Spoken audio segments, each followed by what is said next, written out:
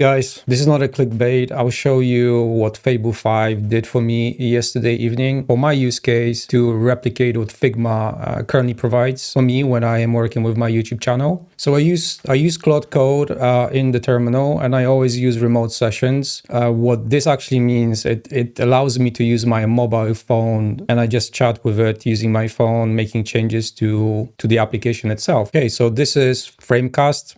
That's the name Claude Code actually picked, and I think I'm going to stick with it. Let me actually change the zoom factor here so it's a little bit more for you to see what is changing. And again, I can just keep iterating. I can add more options to it and so on. So going from the left, we've got recent. We've got our typical grid layout with all the projects. As you can see, I can rename the project. I can delete the project. As you can imagine, if I made a mistake, I can obviously go to the trash itself and then recover the project if I would want to, or I can just remove it, and that removes from the database. It has a database which is running locally. There is no dependencies with Supabase or any of that. It's like completely free, right? Even some of the AI capabilities that I have here, which I'm going to demo in a second. So recents, as you can imagine, we get the new project button, creates a new canvas, and then all projects. The other thing that I have added is the ideas board, because I want this to be an experience for me where I can actually think about different ideas for my next videos, create cards, obviously move the cards. The cool thing here is when you create a new one. So if I type in, let's say, a title and presenter, it opens the dialog. I can add, let's say, a description here, anything that I would like to cover or reference, and then actually pick a design that I have already built. So I can actually reference one of the designs that has been already built, or I can create a new design from here, right? So when I do that, it's going to open the canvas. I've got the design linked. I can immediately go to this design and open this in canvas. So that's a cool thing. Again, one shot. Took maybe 5 minutes to get this all working. Again, this is all hooked up to the database, right? So now let's go to one of the projects. I'm going to open this one here. So let's open this project. As you can see, we've got a loader and we've got our pseudo Figma application. All right. So from the left-hand side, you get the pages. You can create as many pages as you want. Obviously, you can select multiple pages. Right-click actually allows you to duplicate or delete these 8 pages. So I'm going to delete those because we don't want them. Then on the left-hand side, we've got our typical layers panel. The concept of the frame is very similar to what Figma does. So this is the frame itself, as you can see, and these are the elements inside of that frame, which I can obviously move. They are obviously cropped as well within the frame. Again, something that you would expect. Scaling works, obviously. Something that needs to be here. Adding images also works. I'm going to show you how to actually work with images in a second. You can obviously select multiple ones from the layers panel as well. And then it has a contextual right click as well. So you can change the order. So like bringing it to front, sending it to back. You can group it from here, duplicate or delete, right? So this all works. The other thing on the left-hand side, which I use quite a lot in my thumbnails, are logos, right? So I always go to the Google, try and find a logo. But in this case, I'm just using an API, which pulls all the logos. So I can just, type in the search, click and get a pretty nice quality logo here, which I can move around. I can move it outside of the frame. I can move it inside of the frame. Same logic as in Figma, right? Again, guys, this was like all of this functionality was done in kind of one shot, which is just insane. Then we've got generate. This is the AI stuff, which I'm going to show you in a second. But this uses OpenAI Image Gen version 2, which is incredible. And then the templates. The templates allowed me to, let's say if I've got a thumbnail layout that I like, I can pretty much just save this as a template. So again, right click, we can use save as template, and then this carries over into other projects. So if I were to exit, let's say create a new project and go to templates, again, it's in database. So I just click on it. It opens the template itself. And as you can imagine, everything is editable, right? So I can edit. Okay, so at the bottom, we've got our floating toolbar. So we've got our pointer.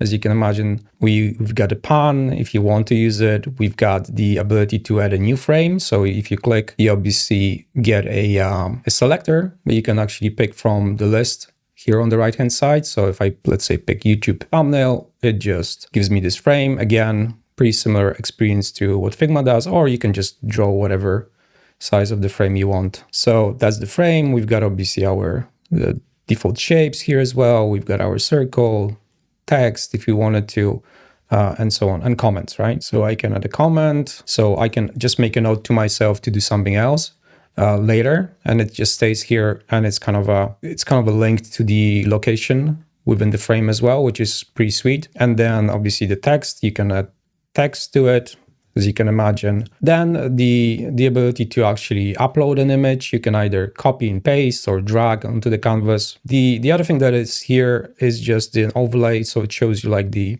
progress bar here on YouTube, just to give a little bit more context.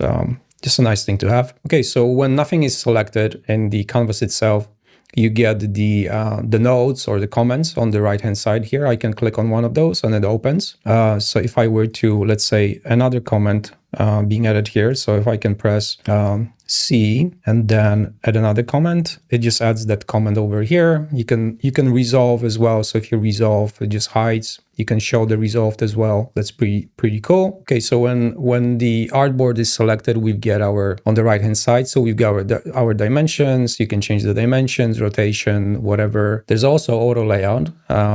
Very similar to what Figma does. I'll show you that in a second. You can change the color, the background, obviously, of the artboard, as you can imagine. So we can modify that. You can save some of the colors as project colors. I've got a quick export, so like 1-to-1, and I've got a AI critique. The AI stuff is going to come later. I'll show you. It's pretty awesome. Then the preview, and I can also test this actually on YouTube. So let's actually look at it now. So if I press test on YouTube, it opens a dialog for me, which is quite important because the thumbnails, it's important that the thumbnails are readable on different kind of devices or sizes, right? So you see this artboard being superimposed and scaled when it comes to the size in the feed, the sidebar suggestions, and so on. So you can just kind of judge if the text is readable, the graphics make sense, and so on. But there's more here. There's way more here. Color blindness test as well, right? So I can actually check how this thumbnail would look like for different people. Something is off, I can modify that in terms of contrast or maybe the colors I use. So that's one thing. Then the other thing is the squint test as well. So that's more like if you know your eyesight, like mine, is not the best anymore. You can test that as well, how it actually looks like. So that's one. So that's the mockup. Then you can compare. The compare one is pretty interesting because if I were to just duplicate this, move it here and make a change, let's actually maybe change this color to, I don't know, let's make something crazy here. And then if I were to, I can also go to the right click and then preview in YouTube, right? So I can compare to two of those side by side, right? And then if I were to go to the actual feed itself, this actually shows the thumbnail superimposed in the actual feed. So these are not thumbnails that I stored. These are actually coming from YouTube. So if I were to type in, I'm not sure, let's say Figma, and then it's going to go and fetch and everything that is kind of related to Figma and its most recent, and then see how my thumbnail sits within this kind of a grid. Okay, so that was the artboard. Then the layers itself. So if you look at the image itself, it's got the blending mode, it's got the brightness, contrast that I can change, remove background. Again, AI feature is going to be a little bit later, but it's pretty awesome. Then the crop itself, just cropping, nothing special. Then we can add shadow as well, and then obviously make changes to the shadow itself, right? Speaking of shortcuts, there's actually a lot of them here. So these are all the shortcuts. You can obviously search for any of the shortcuts.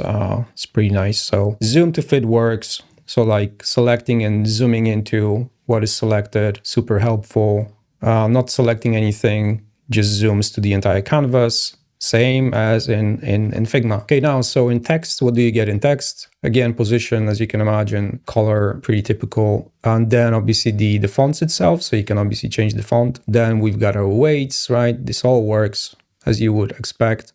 We've got our kerning, we've got our size, right? So size works. The fact that it's here, just insane. And it just took one shot to get all of this in. Okay, let me show you how auto layout works. I mean, it uses Flexbox, similar as Figma does. So if you select all these layers, group them, I need to group them first. Once I group them, we get the option to enable the auto layout. Once it's enabled, it defaults to the horizontal one. You can change it to the vertical one. And obviously you can change things like the gap itself. You can obviously rearrange them in the auto layout, same as you do in Figma. As you can see, it also updates the layers, right? Rearrangement here.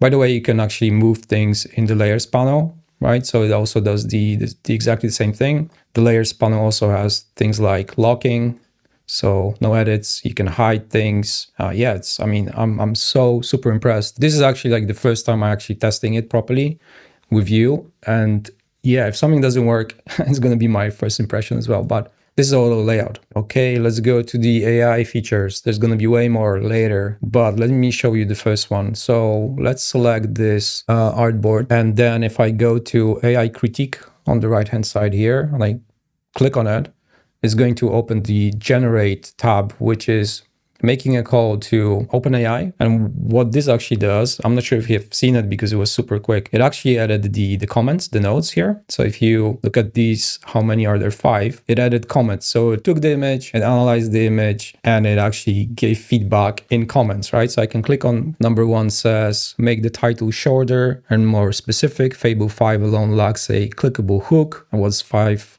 Reduce the empty gap between text and face. It's all related to this artboard, which is quite nice. You can obviously disregard it. You can resolve it. You can resolve it from here as well if you don't care about it. Okay, the next AI capability is to do with images. So if I select an image, you can see that I can use the AI edit. So if I click on this, it is going to add this image as the context, right? So, and then I can specify the aspect ratio that I want either this image to have changes being made to it or generated you want. So let's actually add sunglasses and see what it actually returns. So generate image. So we've got our image. It did replace that image because it recognizes what is selected actually in Canvas. So it did replace it immediately. So this is the image. Does it look the same? Yeah, it just has sunglasses. Okay, so here is the same image with the background. So let's actually remove the background. It's going to take a few seconds and it should be decent enough